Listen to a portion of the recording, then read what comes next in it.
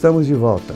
No próximo bloco, vamos conversar com o Dr. Gerson Mourão, ginecologista, mastologista, presidente da Fundação SECOM e membro da Academia Brasileira de Mastologia. Curta os nossos vídeos no YouTube, siga-nos no Instagram e visite o nosso site extramanaus.com.br e todas as semanas vocês terão novos vídeos. Eu gostaria de parabenizar o programa do Edson, 40 anos que o Edson está aí em campo a serviço da população amazonense. E por que eu digo a serviço da população amazonense? Porque desde quando eu conheci o Edson, a função do programa dele era voltado fundamentalmente para a saúde pública. Era para informar a população daquilo que ela tem direito e daquilo que ela precisa exigir para ela poder ter saúde. Então foi esse o contexto em que eu sempre vi o Edson trabalhando. Muito bom dia para você da nossa TV Norte Amazonas, onde nós estamos todos os sábados às 7h30 da manhã. Agora, um programa mais segmentado, um programa mais pé no chão, porque com a pandemia nós deixamos de fazer algumas coisas que fazíamos antes. Então, nós tivemos que procurar novidades para vocês. E novidades é o que não falta. Então, e sempre contando com o apoio do Churrasco da Vila, que fica na Rua Fortaleza 569, na Vila Municipal. Aberto de terça a domingo para o almoço e jantar. E tem também, se você não quer vir para cá, você pode utilizar, ficar no conforto da sua casa, do seu escritório e utilizar o delivery 98530 6635. O Churrasco da Vila, onde comer bem e com sabor, que é o principal, né? É uma coisa prazerosa. Churrasco da Vila, sempre uma novidade para você. Então, informações 98530 6635. Hoje, com a honra e o prazer de estar com o Dr. Gerson Mourão, mastologista, ginecologista, presidente da Fundação SECOM e membro da Academia Brasileira de Mastologia. E tem a sua linha direta através do 99981-8994. Doutor, primeiro, muito obrigado por estar conosco mais uma vez e a gente fica assim muito feliz quando podemos falar contigo pessoalmente. As pessoas que a gente se encontra na rua comentam sobre as nossas entrevistas e sobre o grau de eficácia, de paciência e de conhecimento que o senhor tem dentro da sua especialidade. Então, baseado nisso, eu queria fazer uma viagem no tempo. Queria ver Excelente. Quem idealizou o Copicolo, o Sepicolo. Qual foi a cabeça pensante? Quais as dificuldades que tiveram? Bom, já são 3 perguntas. Aí eu complemento com as outras. Tá ótimo. Primeiro, boa noite, Edson, a você e aos telespectadores. Parabéns pela sua luta constante, de você não desistir, de estar nessa batalha até hoje aí. Você é uma pessoa admirável. Muito obrigado. Que eu vejo. Então, assim, Edson, o Sepicolo, engraçado, nós vamos falar de desafios, sabe? Você é um cara que os desafios surgem, você vai avançando. O Sepicolo, ele representa exatamente isso, o retrato de um grande desafio dentro desse estado, né? Que nasceu da pessoa que idealizou esse movimento, que foi a Mônica Bandeira de Mello. A Mônica sempre lutou para que o câncer do colo do útero fosse praticamente erradicado dentro do nosso estado. Doutor, então isso significa dizer que se idealizou o Sepicolo não foi por uma comunidade profissional, e sim por uma necessidade da população? Sim, sempre vai ser uma necessidade. Aliás, foi por uma necessidade da população. Ou seja, o que foi que a Mônica percebeu? Ela percebeu que as pessoas não tinham aonde fazer uma pequena cirurgia chamada de conização. Então, elas não tinham onde fazer. E o SECOM só suportava fazer 500 conizações por ano. O que sobrava, elas ficavam represadas e, por isso, as pacientes chegavam com câncer avançado dentro da nossa instituição. Ou seja, elas não tinham chance, já chegavam ali para fazer radioterapia, quimioterapia, aquela coisa toda. Com esse projeto que a Mônica bolou, que é o Sepcolo, você passa a oportunizar essas mulheres de fazerem a sua colonização. Não só para a capital, mas o Sepcolo ele nasceu para que as pessoas do interior também chegassem aqui e rapidamente fizessem o seu procedimento e voltassem para a capital. Em que época que se percebeu essa necessidade, doutor? Na realidade, o Edson, não, ela sempre existiu, mas nunca se olhou com os olhares que nós, quando assumimos, nós começamos a pensar nisso aí. Porque assim, o gestor, ele tem que pensar no ponto mais fundamental que existe para se tratar um câncer, que é a prevenção.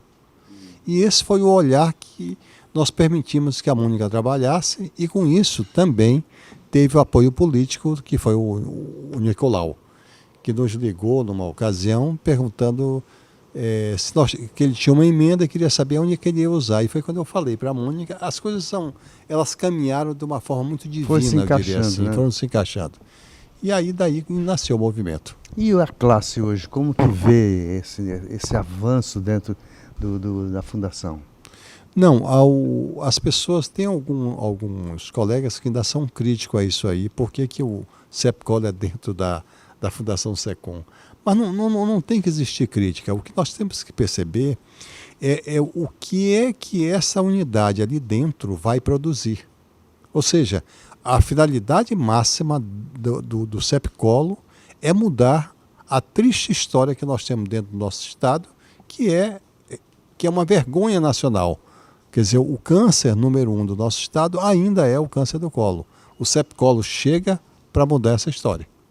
Bom, lembro a vocês que Dr. Gerson Mourão, ginecologista, mastologista, presidente da Fundação SECOM e membro da Sociedade Brasileira de Mastologia. E tem a sua linha direta através do 99981-8994. E sempre aqui no Churrasco da Vida, onde você tem os prazeres da carne. Você não pode esquecer isso nunca. Doutor, então, nós falamos da época. E a realidade de hoje, qual é? Eu diria assim, que depois que o Sepcolo surgiu, em tão pouco tempo, ou seja, em 40 dias, nós conseguimos fazer metade das colonizações que você poderia fazer durante um ano. Só para você ter uma ideia. Como nós fazemos 500 colonizações por ano, nós estamos com 40 dias do nascimento do Sepcolo e já temos aí 250 colonizações. Olha que maravilha. Isso é um negócio fantástico, Edson. Isso significa que dessas 250 mulheres que estão sendo ofertadas esse tipo de tratamento, nós estamos livrando essa mulher de um câncer do colo avançado, né? Eu queria dizer também uma outra coisa, é a agilidade com que isso está acontecendo, né? Porque o Sepcolo ele tem 4 centros cirúrgicos e tem 4 ambulatórios. Então, com isso, você consegue agilizar as cirurgias ali dentro. Por exemplo, uma pessoa que vem do interior, ela não precisa mais esperar aí 15, 20, 30 dias. Se ela vier com tudo preparado, ela em uma semana ela realiza o procedimento e em seguida volta para a cidade. Ou seja, um tempo bastante curto. Bastante curto. E muito menos onerável, né? Sem dúvida. Desonera tudo, eu diria assim, sabe? Doutor, e o espaço físico, ele já existia ou vocês tiveram que criar também isso? Não. O espaço físico já existia e nunca foi utilizado. As propostas que tinham para esse local eram propostas que envolviam mais de 100 milhões para se realizar alguma coisa naquele local, e foi quando a gente pensou em algo mais concreto, mais palpável e que poderia, sem dúvida alguma, resolver a situação do câncer dentro do nosso estado, né? Então, ali foram derrubadas, se eu não me engano, 8 casas, e ali que nós aproveitamos para criar o Sepcolo. Agora, Edson, tem uma coisa que eu quero aproveitar o teu programa para dizer em primeira mão.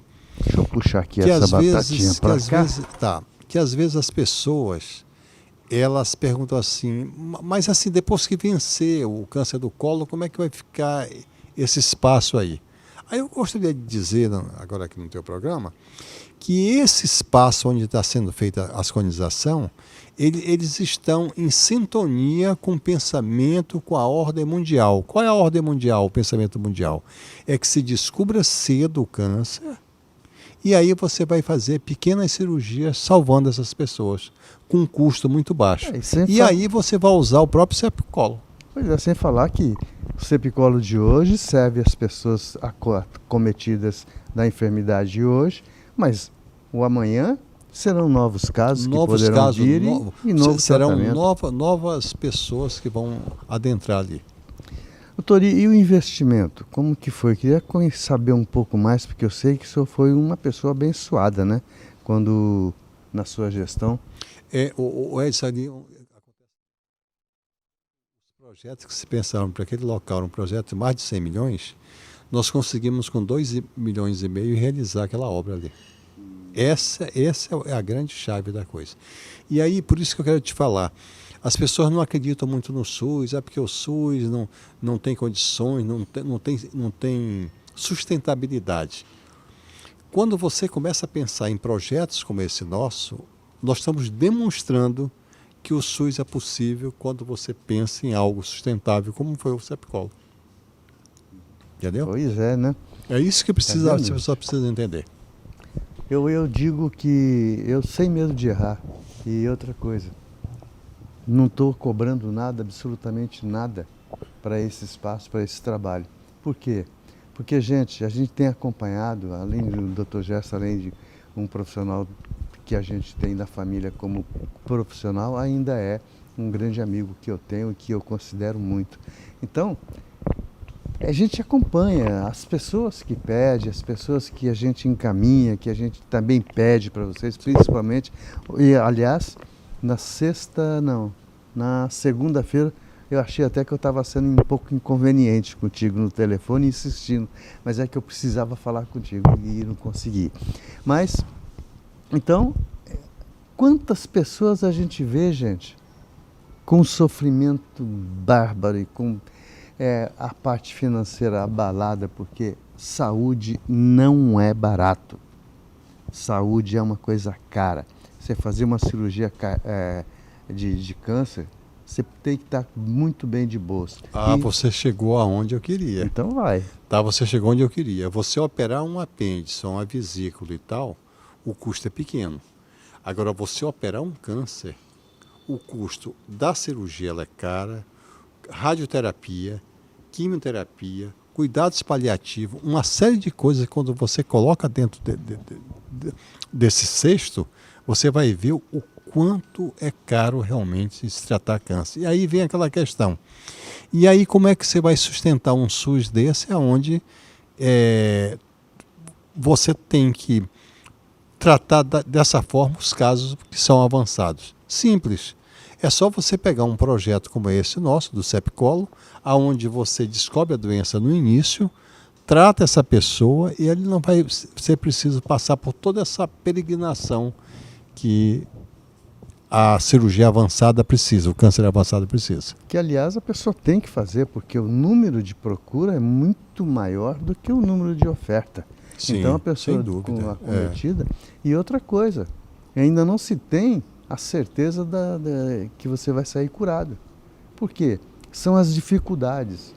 Uma pessoa cancerosa, ela não tem as condições, com algumas exceções, de manter uma alimentação diferenciada, de comprar um remédio. E aqui eu vou pegar um adendo do SUS e vou dizer, gente, se você fala mal do SUS, não faça mais.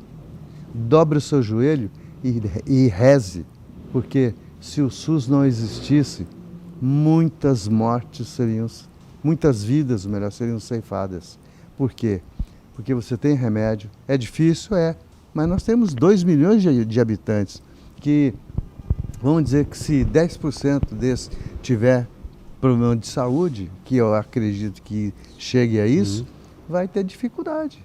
Por quê? Porque é verba. Tem pessoas que tomam remédio de 7 mil, 8 mil, 10 mil reais, principalmente esses remédios específicos. Exatamente. Edson, tu está puxando um assunto que é muito interessante. Quando nós olhamos para antes da década de 80, que o O SUS ele surgiu na década de 80, mais precisamente em 88.